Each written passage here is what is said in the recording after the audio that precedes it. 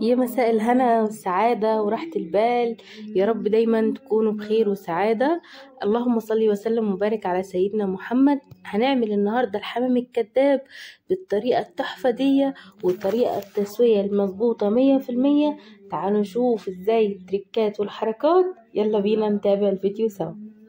الفيديو بتاعي النهارده مفهوش وصفة الحمام الكذاب بس حبينا نبدأ بيها النهارده علشان التتبيلة والمحلول بياخد وقت، فهبدأ بيها. اول حاجة معايا كده كيلو من وراك الفراخ المخلية. انا رحت بتاع الفراخ وقلت له عايزة كيلو من وراك الفراخ المخلية. بصوا الفراخ دي ما فيهاش عظم خالص غير العظمة اللي من تحت عشان تديني شكل راس الحمامية. تمام. وتعالوا نعمل لها محلول عظمة جدا، لو جربتيه هتعتمديه في اي وصفة تخص الفراخ، بجد تحفة جدا. تعالوا نشوف هنعمل ايه. معايا 2 ليمونتين هعصرهم في المية دي. انا في الاول كنت بوريكم ان الطبق مش فاضي، ان الطبق فيه مية، علشان طبعا هو ابيض والمية شفافة فمش باين ان فيها حاجة، انما الطبق ده فيه مية. وهنزل عليه بعصر ليمونتين، تمام زي ما احنا شايفين كده اهو. وهرمي القشر كمان في الميه. مش هحط ملح علشان ما تتهريش الفراخ بتاعتي. هحط معلقه من الجنزبيل ومعلقتين او 3 من الدقيق. تمام. وهسيبهم حوالي 10 دقايق، يعني من 10 دقايق لربع ساعة مش اكتر من كده، علشان الجنزبيل ما يهريش اللحمة بتاعت الفراخ بتاعتي. وانا محتاجة الجلدة مش اللحمة، يهريش الجلدة بتاعت الفراخ بتاعتي، وانا محتاجة الجلدة عشان اقفل بيها الحمام بتاعي. تمام. يعني مثلا انا نقعتهم كده وغسلت مواعيني، وبعدها رجعت عملت التتبيلة اللي هتبل بيها الفراخ. بقى دي تتبيلة تحفة تحفة تحفة. تابعي معايا الفيديو عشان تشوفي كل التركات والتفاصيل.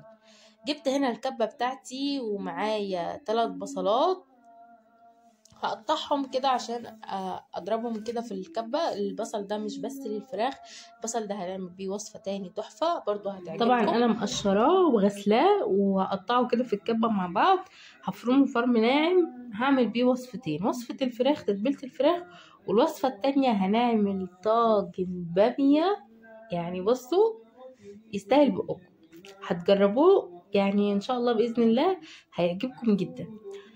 كده صفيت الفراخ بتاعتي من المحلول بتاعها ده كده وخليتها جنبي، وهبدأ اضرب البصل بتاعي.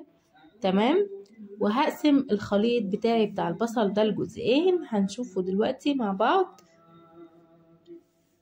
طبعا عايزه اقولك يعني وصفة الحمام الكذاب دي سهلة جدا، والله والله لو اتبعتي كل الخطوات اللي بقولك عليها ولا هيفرقع منك يعني بصي هتطلعي احلى حمام كداب. يعني طبعا شفناه في اول فيديو، وطبعا هو اللون عظمه اللي اخده ده في الفرن. يعني مش هقولك حمرته في زيت وكده، هو انا تعتبر ان انا عملته مشوي. يعني بصوا تابعوني للاخر وهتشوفوا انبهار. طبعا هنا معايا معلقه ملح ومعلقه كاري، معلقه بابريكا مدخن وهيفرق معاكي في الطعم جدا، معلقه كزبره، ومعلقه بهارات فراخ او بهارات لحمه المتوفر عندك. تمام. وفلفل اسود وسنه شطه بسيطه حطيتها تديني كده تست للفراخ. وعايزه اقولك ان هي ما كانتش باينه خالص، يعني هي انا كنت حطاها عشان تديني تست كده في الفراخ، بس هي ما كانتش ظاهره قوي. تمام. قلبت كده المكونات مع بعضيها، وهنزل بمعلقه صلصه كبيره على الخلطه بتاعتي دي. انا دي صلصه مصلصاها كده، يعني عاملاها في البيت زي البرطمانات الجاهزه، مش بحط لها بصل ولا اي حاجه، هي بتكون زي البرطمانات الجاهزه. لو عايزين اكتبوا لي في الكومنتات نعمل الطريقه مع بعضنا. وهبدأ كده أدعك كل اللحم والجلد وكل جزء في الورك بتاعي بالتتبيلة اللي أنا عملتها ده، وتحت الجلد وفوق الجلد وكل حتة هبدأ أدعكها بالتتبيلة بتاعتي دي. وهسيبها بقى براحتها نص ساعة ساعة، عايزة تبيتيها فيها بصي انتي وراحتك وانتي واستخدامك. يعني والله يعني بصي حاجة عظمة بقى. انا سبتها نص ساعة ادتني جودة حلوة جدا. يعني انا بقولك تقدري تسيبيها اكتر من كده وتقدري تكتفي بالنص ساعة دي برضو هتديكي جودة كويسة جدا. تعالوا بقى نعمل طاجن البامية العظمة ده، ونعمل الحشوة بتاعت الحمام الكداب بتاعي. وتعالوا نشوف عملنا ايه. نزلت بقى كمية البصل بتاعي في الطاجن. تمام. وهبدا اشوحه. انا مش بحط دلوقتي ماده دهنيه، انا بحب ان البصله تشرب ميتها الاول وبعد كده انزل بالماده الدهنيه عليها، سواء زيت سواء سمنه سواء زبده، اللي عندك حطيه. الحله التانية دي انا نزلت بيها كده بربع كوبايه من الزيت علشان نعمل الرز بتاع الحشوه بتاعه الحمام الكداب. معايا قنصايه قطعتها، تمام، قطعتها مكعبات صغيره بحيث ان هي تستوي عندي كويس قوي، وهنزل بيها على الزيت وهو يعني هيقدح كده، فهنزل بيها وهبدا اشوحها مع الزيت لغايه لما لونها يتغير وتاخد لون. تمام. مع القنصايه معايا كبده برضو مقطعاها بس مش هنزل بيها دلوقتي. هنشوف مع بعض كل الخطوات، ما تستعجلوش، كل التفاصيل والتركات هقول لكم عليها، وكل تفاصيل التسوية وكل حاجة تخص الفيديو بتاعنا النهاردة هطلعك متمكنة بإذن الله. انا بعمل فيديو ده عشانك، علشان اي واحدة حاسة ان هي مش عارفة ان هي تعمل او ان هي خايفة ان هي تعمل، انتي تقدري وانتي قدها وانتي احسن منها كمان. طبعا انا مش محتاجه افكركم ان لو في واحده متابعاني من غير ما تعمل سبسكرايب للقناه، يا ريت تشرفني بالاشتراك بتاعها عشان عيلتي الحلوه تكبر بيكم، وانزل لكم فيديوهات كتير ووصفات كتير، وتعملوا لي لايك للفيديو ده بيشجعني، اللايك ده بيشجعني، وتكتبوا لي كومنت تشجيعي ان شاء الله. نصلي على النبي في الكومنتات مع بعض. هنرجع لوصفتنا تاني. هنا نزلت بالكبدة ونزلت بكوباية من الرز بعد ما شوحت طبعا الكبدة والقنصة كويس قوي. تقدري تسلقي القنصة قبل ما تشوحيها برضو، دي حاجة ترجعلك، بس انا سبتها تشوح كويس قوي في الزيت بحيث ان هي تستوي تماما. ونزلت بعدها بالكبدة وبعدها كوباية من الرز غسلها ونزلت عليها. طبعا هنزل بنص كمية الرز بالمية، يعني هسوي الرز درجة 50%، يعني انا حاطه كوبايه رز نزلت بنص كوبايه من الميه. تمام، مش هحط كوبايه الميه كلها اهي، بوريكم ان نفس الكوبايه اللي انا حطيتها حطيت نصها. تمام، بحاول اوريكم ان في فراغ كبير، ان دي نص كوبايه. نزلت بيها وهقلبها كويس قوي، وهنزل بالملح بتاعي والفلفل الاسود وهغطيها، وكده تكون حشوه الحمام بتاعتي جاهزه للحشو. نرجع بقى نشوف البامية بتاعتي العظمة جدا دي بعد ما البصلة بتاعتي صفرت، وطبعا كان البوتاجاز اتبهدل، مش مشكلة هننضفه اول ما نخلص. دي بامية كنت مقمعاها ومفرزاها. تمام، بتبقى زي ما هي زي ما انتوا شايفين كده. اول ما اطلعها وشوحتها كده في البصلة بتاعتي، وهنزل عليها بنص معلقة من الثوم المفروم، وهبدأ اشوح الثوم مع البصل مع البامية، اديله تشويحة حلوة قوي. عندما احس ان هي اتشوحت كده ولونها حلو كده، هروح نازله عليها بنص كوبايه من الشوربه من الميه. تحطي مرقه براحتك، شوفي انتي عايزه تعملي ايه واعمليه.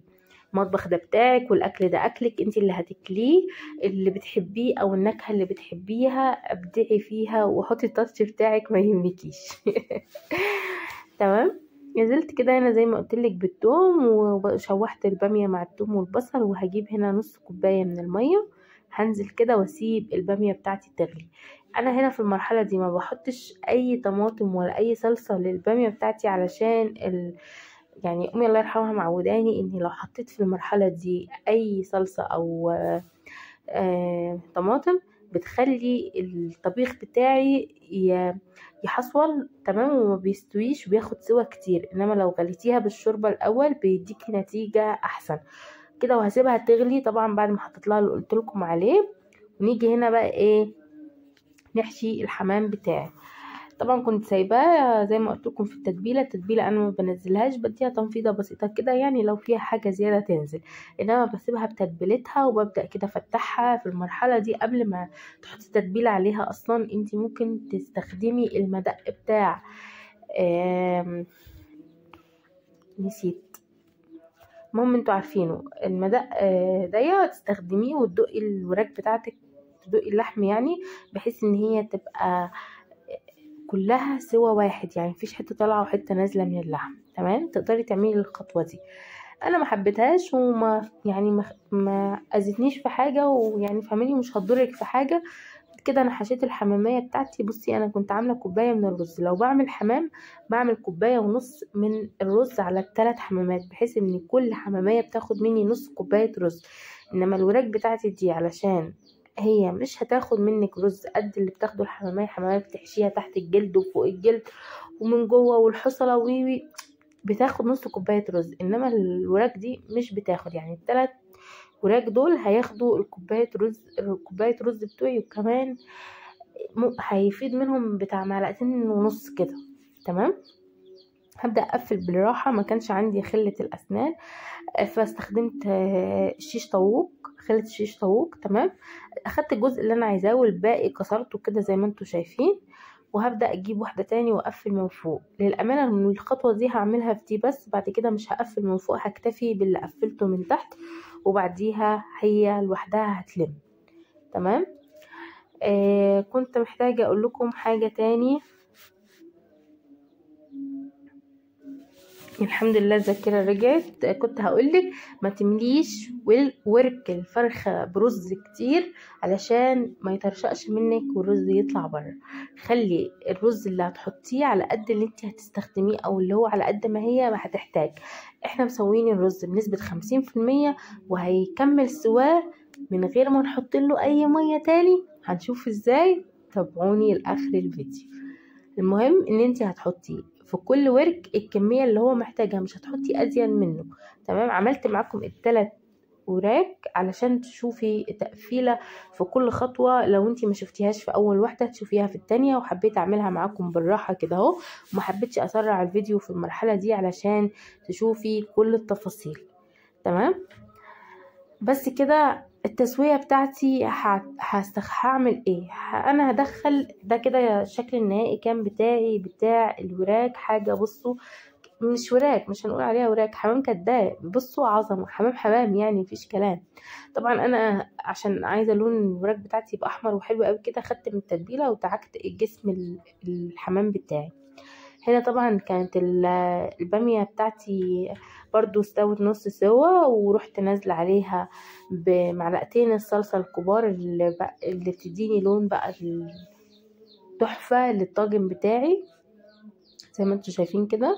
نزلت عليها بمعلقتين حلوين، وهحط ملح تاني. تمام. وهسيبها تغلي غلوة على البوتاجاز، وبعد كده هدخلها الفرن تاخد لون عظمة جدا. انا يعتبر بسوي الطاجن بتاعي على البوتاجاز، لكن بديله الوش في الفرن. هنا كانت الحمام بتاعي دخلته الفرن وكان طلع بالنتيجة العظمة ده. عملنا ايه بقى؟ تعالوا نشوف على السريع كده سوينا الحمام الكداب بتاعي ازاي. الحمام بتاعي الكداب انا ما حطيتلوش اي حاجة في الصينية، ولا مية ولا اي حاجة، ما حطيتش غير معلقتين من الزيت لمعت بيهم الفرخة بتاعتي عشان تديني التلميع العظمة دي، ودخلتهم على نار حامية جدا من تحت ومن فوق. تمام. اول ما اخدت اللون بتاعي من فوق سبتها براحتها خالص من تحت تستوي. اخدت ساعة الا ربع او حسب الفرن بتاعك. تعالي نشوف السوا مستوية جدا وعظمة جدا. اللحم مهري، ما كنتش قادرة ما ادوقش من كتر طعامة اللحمة بتاعتي، لحمة الفرخة يعني كانت مستوية وطعمها تحفة، والبابريكا كان عظمة. وعملت رز معمر وطاجن البامية وشوية